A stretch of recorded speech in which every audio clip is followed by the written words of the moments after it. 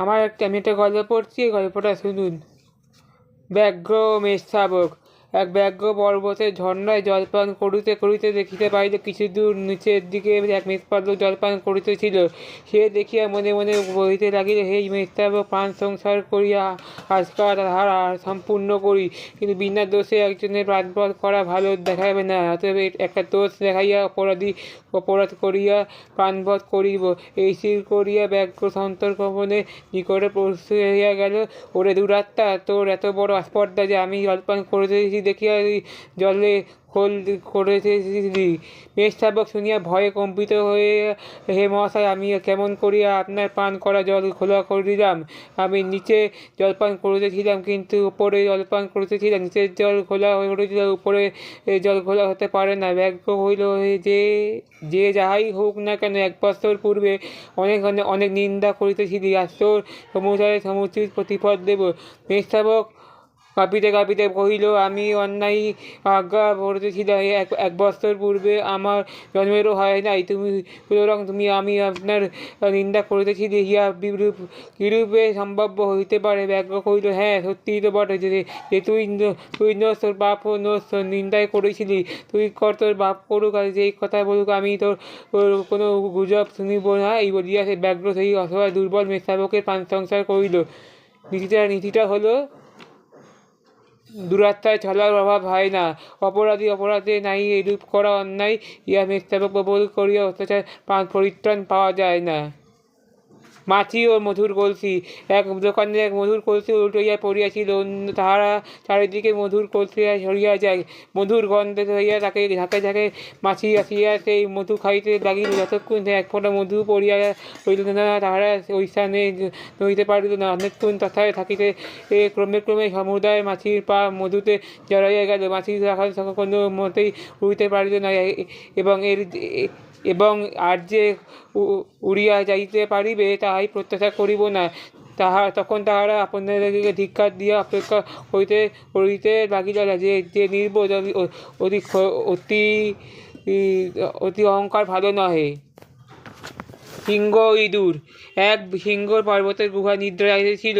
দৈবা সেই ইঁদুর সেইখান দিয়া যাইতে যাইতে দেখিল নাথরন্ধ্রে প্রবেশ করিয়া দিল। প্রবিষ্ট হইয়া মাত্র নিদ্রাভঙ্গ হইয়া গেল, কিন্তু ইঁদুর নির্গত হইল না। সিংহ ঈষৎ কুপিত হইয়া নখরের প্রভাব দ্বারা তাহার প্রাণসংহার উদ্যত হইল।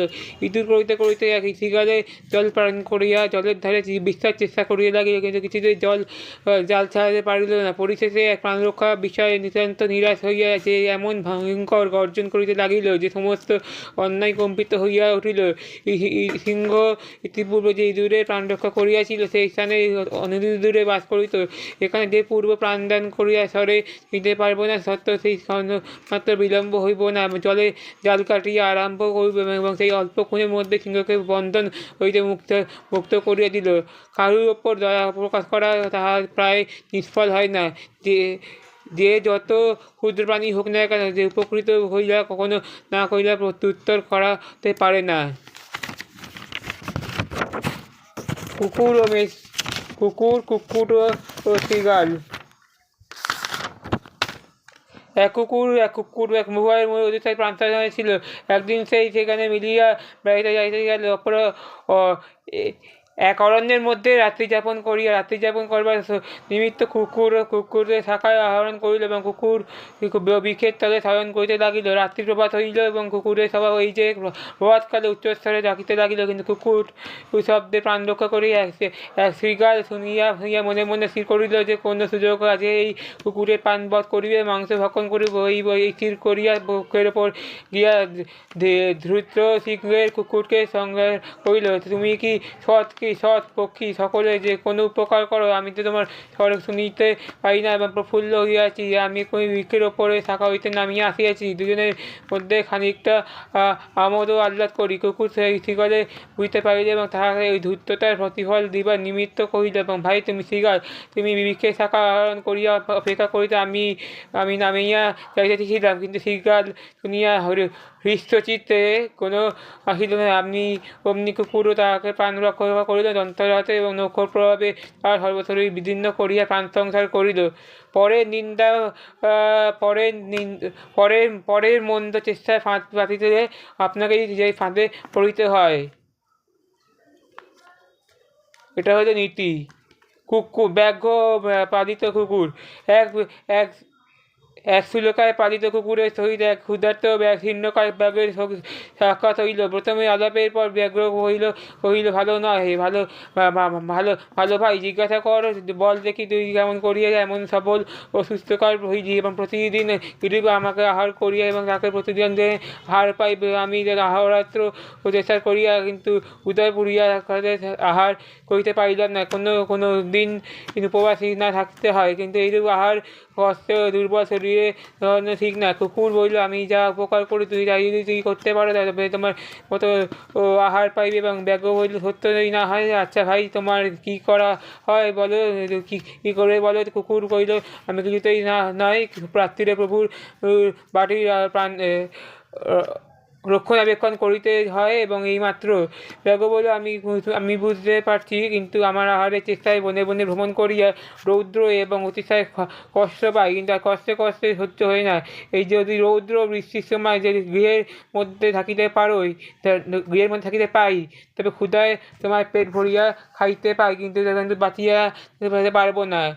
ব্যাঘ্রের দুঃখের কথা শুনিয়া কুকুর বলল, আমার সঙ্গে এসো, আমার প্রভুকে করিয়া তোমার নিন্দা হোক, এবং আমি যা করি তুমি তাই করিতে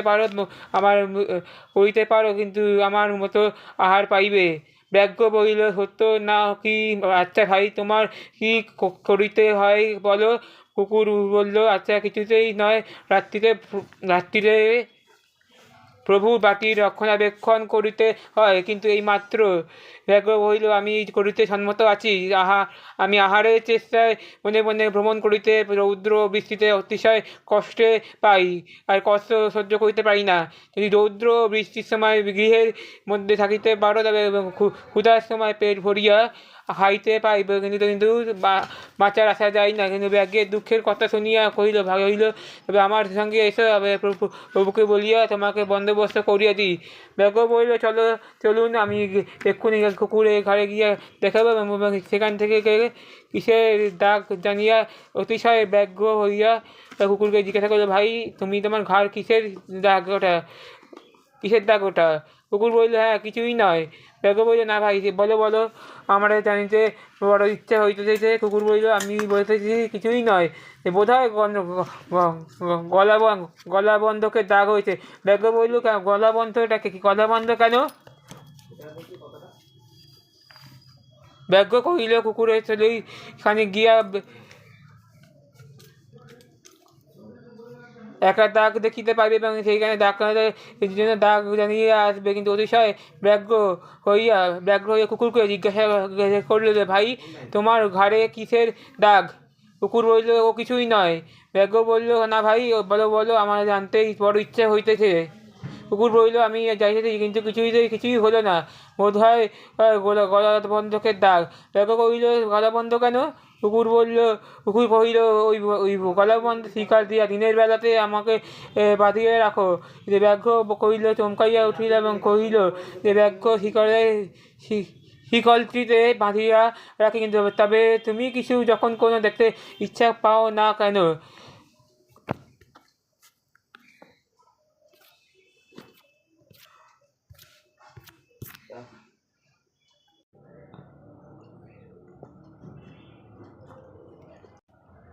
কুকুর কহিল, ওই গলাবন্ধে শিকল দিয়া দিনের বেলাতে আমাকে বাঁধিয়া রাখো। ব্যাঘ্র শুনিয়া চমকাইয়া উঠিল এবং কহিল, শিকলটিতে বাঁধিয়া রাখো, তবে তুমি রাখে, তবে তুমি যখন যেখানে ইচ্ছা যাইতে পারবে না। কুকুর কহিল, না কেন? দিনের বেলায় বাধা থাকি বটে, কিন্তু রাত্রিরে যখন ছাড়িয়ে দেন তখন আমি যাহাতে ইচ্ছা যাইতে পারি। আমি যেখানে ইচ্ছা যাইতে পারি, কিন্তু তদ্দিন প্রভুর তদ্ভিন্নে প্রভুর দেয়, ভূতেরা দেয়, কিন্তু আদর ও কত যত্ন করে, ভালো আহার ও দেয়, স্নান স্নান করিয়া দেয়। প্রভুর কখনো কখনো আদর করিয়া আমাকে গায়ে হাত বুলিয়েও দেন। দেখো দেখি কেমন সুখেই থাকি। ব্যাঘ্র কহিল, ভাইয়ে, তুমি তোমার সুখ তুমি তোমার সুখ তোমারই থাকুক, আমার অমন সুখের দরকার নাই। নিতান্ত পরাধীন হইয়া রাজভোগে থাকা অপেক্ষা স্বাধীন থাকিয়া আহারে ক্লেশ পাওয়া সহস্র গুণে ভালো।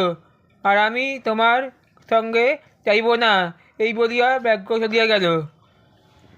নিশ্চয়তে স্বাধীনতাহীনতায় কে বাঁচিতে চায়।